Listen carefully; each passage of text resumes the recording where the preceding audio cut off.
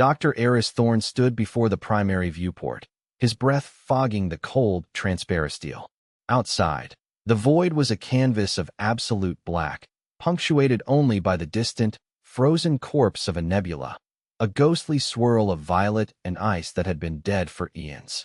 The research outpost Echo Point was a tiny, stubborn firefly against that infinite darkness, a monument to human curiosity in a place that had none.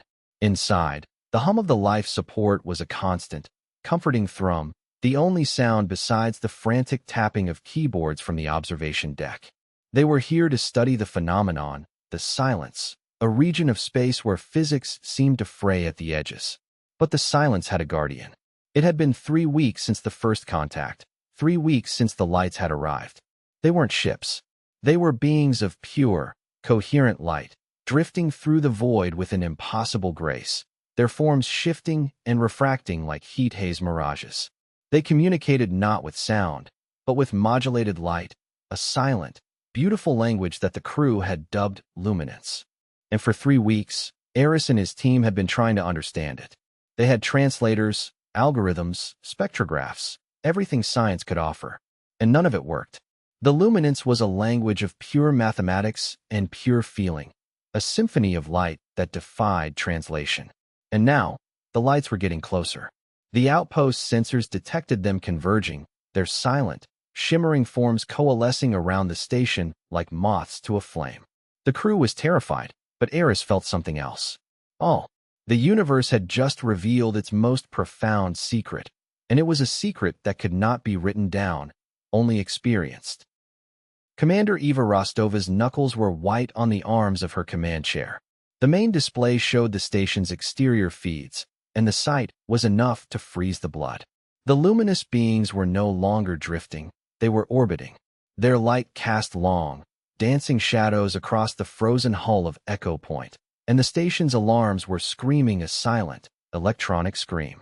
The lights were probing the station's outer hull, their luminance intensifying, focusing into beams of pure energy that carved deep, glowing grooves into the ice and metal. The outpost shuddered, a violent tremor that sent coffee cups flying and consoles sparking. "They're not just observing," Eva said, her voice tight with a mixture of fear and fury. "They're dismantling us piece by piece." Eris stood beside her, his face illuminated by the emergency red lighting. "They're trying to understand us," he said, his voice strangely calm. "Or we're an obstacle. Either way, their language is the key."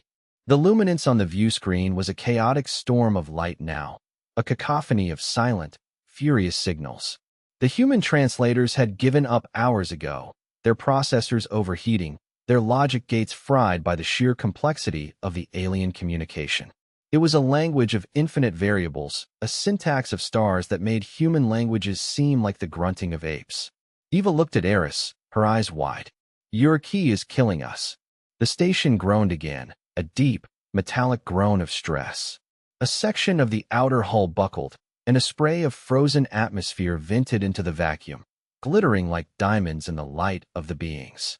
The lights seemed to react to the violence, their forms flaring brighter, their silent communication becoming more frantic, more aggressive. They weren't just dismantling the station, they were trying to communicate with it, and the station's violent reactions were part of the conversation. Eris stumbled through the corridors of the crippled outpost, the emergency lights casting long, distorted shadows. He ignored the damage, the sparking wires, the groaning metal. He was heading for the core of the station, the audiovisual lab, the one place that might hold the answer. He moved with a frantic purpose, his mind racing.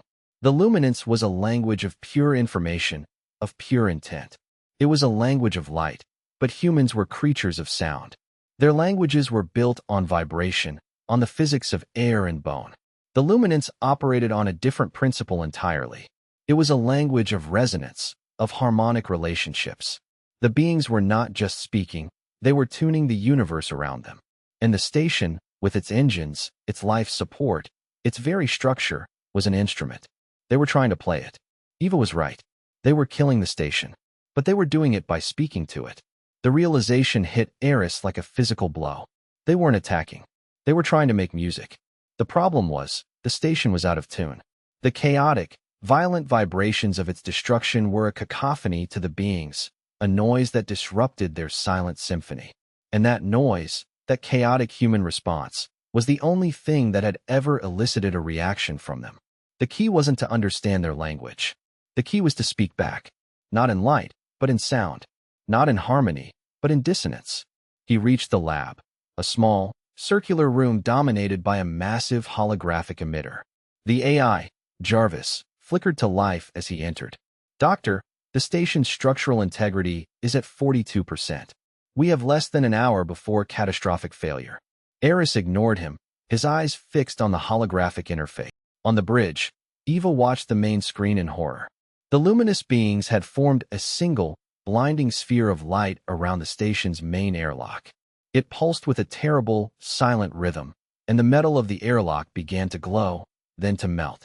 "They're going to breach us," Eva whispered, her voice lost in the din of the failing station. "They're going to get inside." The crew was huddled in the corners, faces pale, hands pressed over their ears as if to block out a sound that wasn't there. The silence of the luminance was more oppressive than any scream.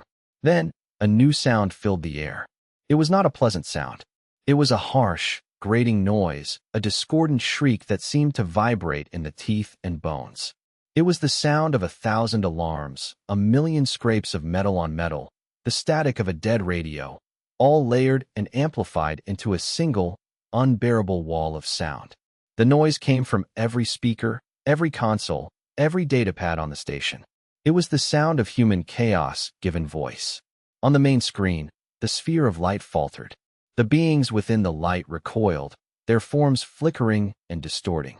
The silent, beautiful language of luminance shattered. The noise was an assault on their very being, a violation of their harmonic reality. It was like shouting in the ear of a god. The blinding sphere of light contracted, then exploded outward in a silent burst of pure white. The luminous beings scattered, their forms dissolving back into the individual, drifting lights of before. They were no longer probing, no longer dismantling. They were retreating, fleeing from the terrible, beautiful noise. The station shuddered one last time, then fell silent. The grating noise cut off, leaving behind only the hum of the damaged life support.